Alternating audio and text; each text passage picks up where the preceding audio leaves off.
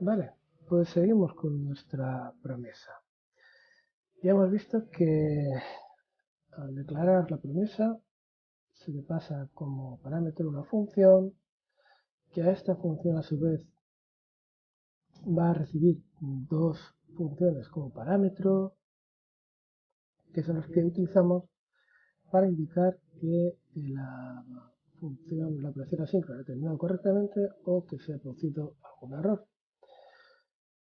Pero no hemos terminado aquí con el paso de parámetros y estas cosas, porque resulta que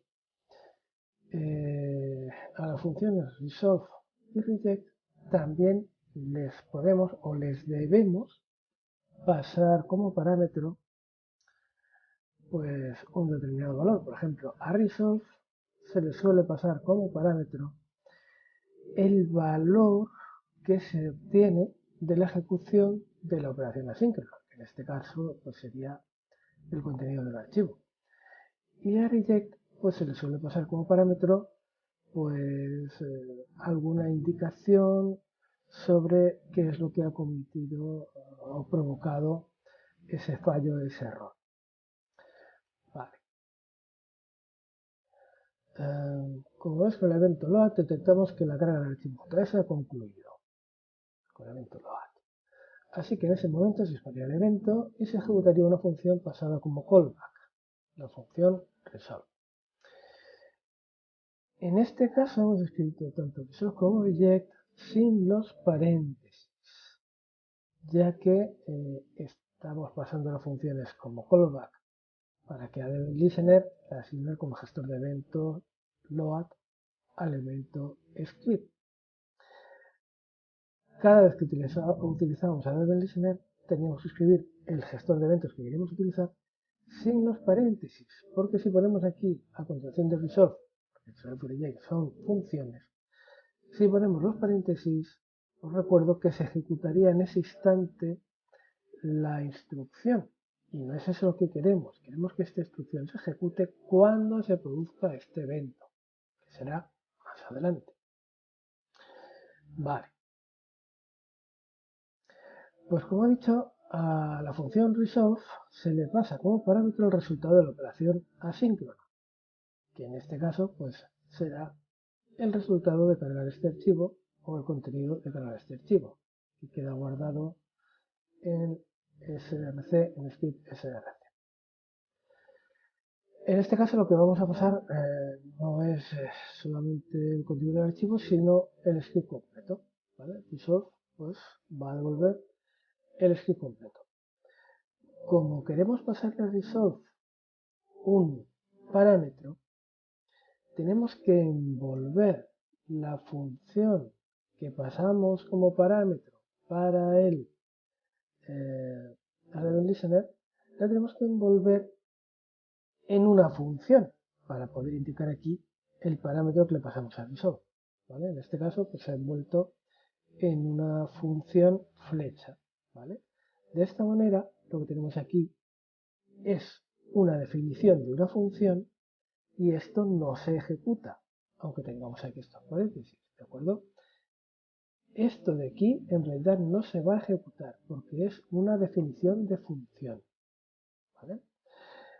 Por acortar un poco que no quedara tan largo, en vez de utilizar a Event Listener, pues directamente he utilizado esta sintaxis, ¿vale? Que es un poquito más corta, pero esto y esto es equivalente, es lo mismo, ¿vale? Vale, pues que quede claro que esto en realidad no se ejecuta aquí. Esto es solo una definición de función. Se guarda en la propiedad onLoad del objeto script y se ejecutará cuando se produzca el evento load. Y con reject pues pasa 3/4 de lo mismo. A reject le vamos a pasar como parámetro, en este caso, un objeto de error, ¿vale? Podemos crear un objeto de error, un objeto de tipo error, y le indicamos pues una cadena de caracteres indicando el motivo o alguna descripción del error. Y de la misma manera, como queremos pasar parámetros a reject y no queremos que se ejecute reject, sino que se quede guardada para ser ejecutada pues, en el caso de que se produzca este evento, pues hay que envolver la función reject en la definición de una función. Vale, pues esto ya va tomando forma. Ya tenemos una función que pasamos como parámetro a la función constructora de la promesa, que es nuestra función ejecutora, función ejecutor.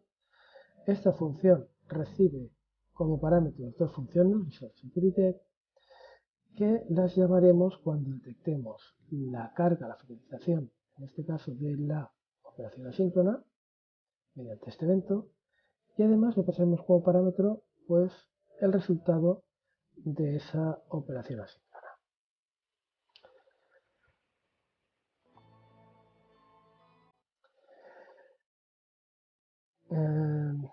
El código interno de Resolve no lo escribimos nosotros, ya nos viene la función Resolve, la función Reject, ya vienen implementadas. Nosotros solamente las utilizamos y les pasamos un parámetro, un valor.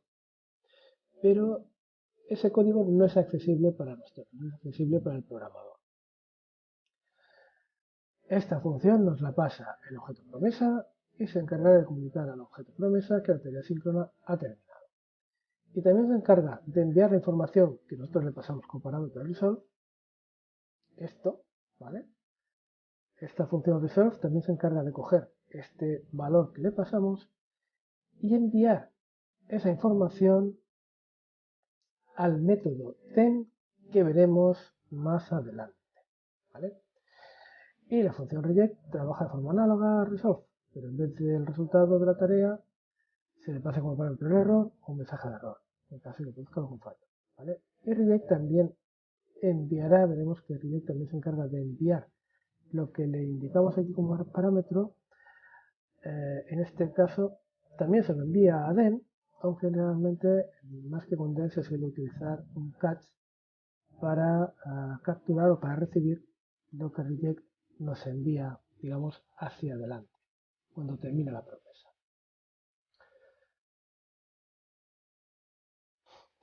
Bueno, en realidad, pues esta promesa, cualquier promesa, a la hora de codificarla suele hacerse de una forma más parecida a esta que a esta que vemos aquí. ¿Vale? Esto es más parecido a una implementación real de una promesa. Fijaros, pues aquí tenemos el equivalente a esto que teníamos aquí, ¿vale? Una variable, o también puede ser una constante, donde vamos a guardar la promesa que declaramos con la función promise. Vale, a la función promise le pasamos como parámetro una función, pero en vez de pasarle el nombre de la función y la función tenerla definida aparte en otro sitio, es muy habitual en JavaScript, ya lo sabéis, pasar como parámetro directamente la definición de la función, ¿vale? Todo esto en realidad es la definición de la función constructor, que está pasada como parámetro directamente aquí, ¿vale? Y esta función recibe a su vez dos parámetros, la función resolve y reject. Y a resolve y a reject, a su vez nosotros luego le pasaremos un parámetro a cada uno. Se puede hacer así, definiendo la función como función, o también se suele hacer, incluso más a menudo, utilizando funciones flecha. Si dedicáis un momento a estudiar el código, veréis que en realidad es exactamente lo mismo que lo hemos visto antes, solo que la función está definida directamente en el propio parámetro de la función constructora promesa. Y bueno, pues a modo de resumen, pues una promesa es un objeto, lo hemos dicho. A la función constructora de ese objeto es a la que le pasamos una función callback para que sea llamada por el objeto promesa y se ejecute y ejecute una acción asíncrona. Dentro de nuestra función ejecutora es donde se va a llevar a cabo la tarea asíncrona. A su vez, la promesa se encargará de pasar a esa función callback otras funciones callback, que son resolve y reject. Una que se debe ejecutar cuando se termine la acción, resolve, si todo funciona correctamente, y la segunda, reject, que se debe ejecutar cuando termine la acción en caso de que se produzca algún error. A resolve le pasaremos como resultado, como parámetro, el resultado o la respuesta o lo que sea que se produzca después de que se ejecute la acción asíncrona. Fijaos que dice normalmente asíncrona porque, a ver, las promesas se utilizan sobre todo para gestionar la sincronía, pero también se pueden utilizar con operaciones o tareas que no sean asíncronas, pero no sé, me parece un follón que te puedes ahorrar. Vale, ese valor, objeto, lo que sea que se le pasa como parámetro a resolve, es lo que se conoce como el valor de la promesa. ¿Vale? Cuando hablamos de el valor de la promesa, en realidad estamos hablando de lo que le pasamos a resolve, ¿vale? Del parámetro que le pasamos a resolve, que es el resultado de la ejecución de la tarea asíncrona.